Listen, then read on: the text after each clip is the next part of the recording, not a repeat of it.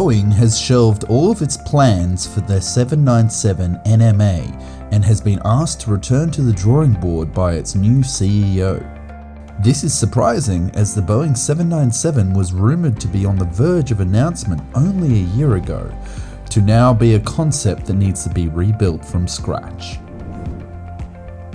The Boeing 797 was designed as an aircraft to solve the middle of the market problem. The middle of the market are routes that need a passenger aircraft that can carry 200-300 passengers around a medium haul distance. This market might include routes like Sydney to Melbourne, in which a Boeing 737 or Airbus A320 is too small to effectively meet market demand, and a long-haul Airbus A330 or Boeing 777 is too big. Thus, Boeing envisioned a cheap aircraft that could carry 220 to 270 passengers in a wide-body twin-aisle configuration to fill this market niche. This aircraft would not have had a long range compared to some rival designs, but if it would have been cheap enough, around the $100 million at list prices, there would be a good workhorse for any fleet. The rumoured specs for the two Boeing 797 models were the 797-6, able to seat 228 passengers and fly a range of 4,500 nautical miles, and the Boeing 797-7, seating 267 passengers and fly a range of 4,200 nautical miles. The aircraft would have also been a good replacement for the Boeing 757 and the Boeing 767. Many airlines appear to be interested in this type, such as Delta Airlines, who wanted to order 200 aircraft, and Qantas, but they have been unable to make an order at this time.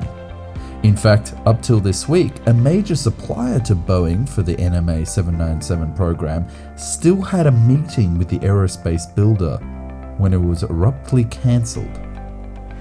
So now the news from Boeing is that they have decided to restart the project. Essentially, they have said that the market has changed. Since the first clean sheet paper was taken to it, things have changed a bit. The competitive playing field is a little different, Boeing Chief Executive Dale Calhoun told Reuters. "We're going to start with a clean sheet of paper again. I'm looking forward to that."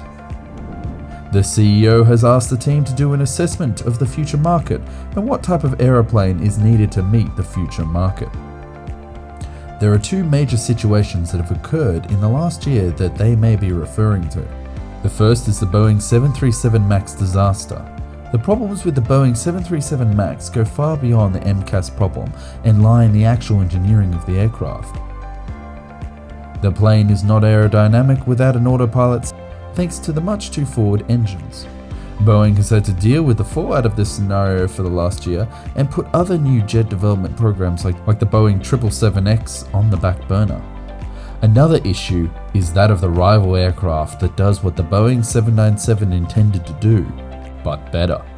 Airbus launched the Airbus A321XLR aircraft back at the Paris Air Show, and it has snapped up orders from many different airlines. This aircraft can fly an incredible range and seats up to 220 passengers. Additionally, this aircraft is ready to be built and will start flying in the next 2 years.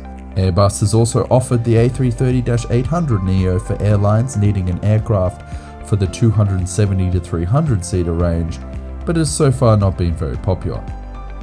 With this news, Boeing will be looking at around about 5 years to bring a new aircraft design to the market, and that is just the design.